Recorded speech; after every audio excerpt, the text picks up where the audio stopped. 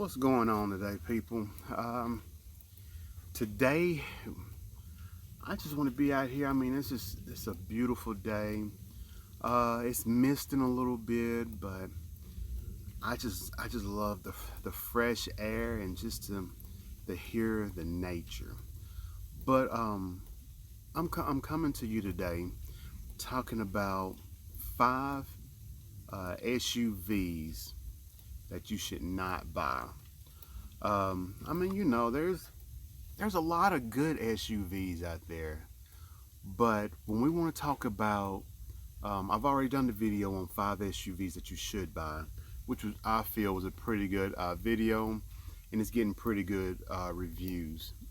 Um, but today we want to talk about five SUVs that you shouldn't buy, and I mean, some of them are uh, pretty known, so hopefully y'all are staying away from those anyway.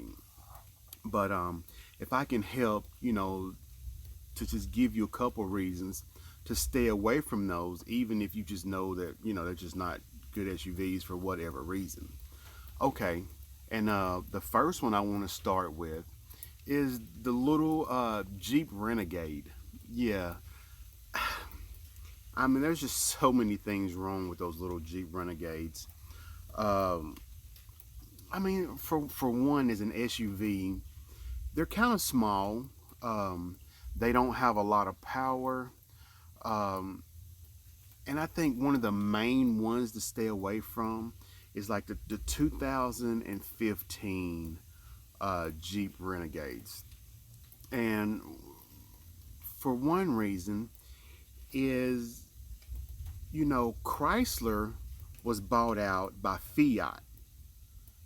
And I just haven't really seen anything that Fiat has done that I've been really impressed by. Um, but I mean, for one, they're not even made. They're a lot of them are made in like Italy. They're made in Brazil. They're made in China. So it's just different things with different places or whatever. But they have like across the board. They have engine problems. They have transmission problems, and they have electrical problems just all together. Um, and another one is the Chevy Traverse. Um, don't really care for those. The engines just don't last a long time in those.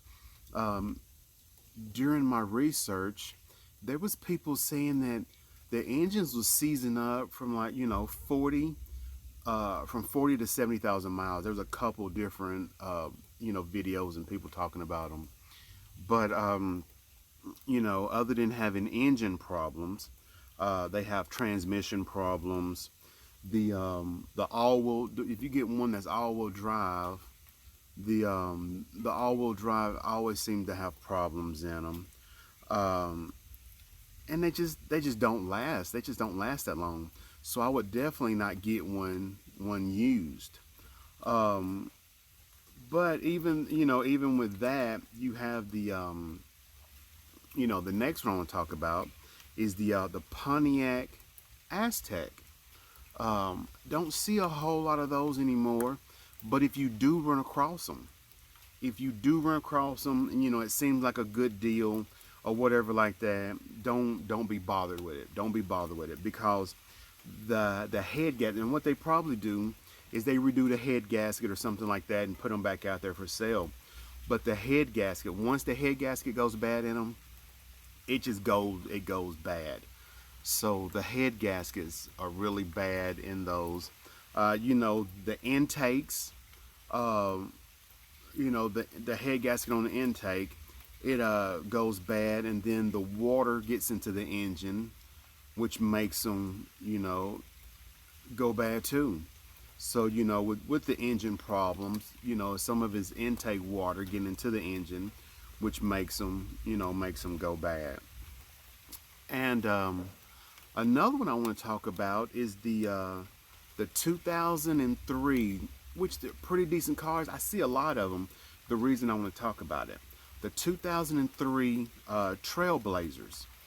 Um, I'm basically talking about the 2003s today.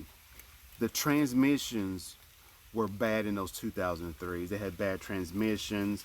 The heater cores kept getting clogged up. And I mean, if you know how to work on them or do different things, it might not be that big of a deal to you, but the heater cores stay clogged up in those things for some reason.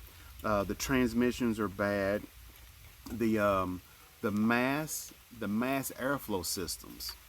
Uh, the mass airflow system, they go out, more than they should. They go out more than they should. Um, but I mean, even something bigger. If you ever look into the older Escalades, the Cadillac Escalades, don't really care for those basically because I've done videos on Cadillacs or whatever. But the electrical panel, the whole electrical system, the where the heat and AC is, um, it goes on the fritz. The whole electrical panel, it goes out, blinks, off and on. It goes off and on whenever it wants to. That's one of the big problems. And the Escalades have early transmission problems, which is not good because it's really expensive. I tried to get a price on that, but it was kind of varied, depends on where you go or who you deal with or whatever. But the have early transmission problems. Um, like I was saying, the cluster, the electrical cluster, blinks out whenever it wants to. Um, it has a differential. It has differential problems. Um, with that too.